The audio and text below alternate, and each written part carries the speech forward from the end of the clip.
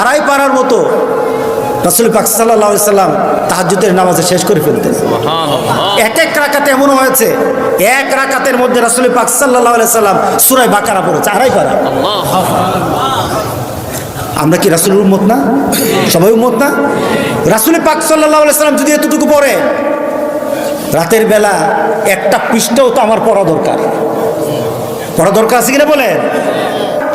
আপনার ঘরের দোয়া কাছে নেন। আপনার মৃত্যুর সময় আপনার নাতি কোরআন পড়ুয়া নাতি যদি দাঁড়ায় থাকে, হাফেজ কোরআন, আল্লাহর কসম তার চোখ দিয়ে পানি চলে আসবে। আমার দাদা নাই, আমার নানা নাই, চোখ দিয়ে পানি আসবে।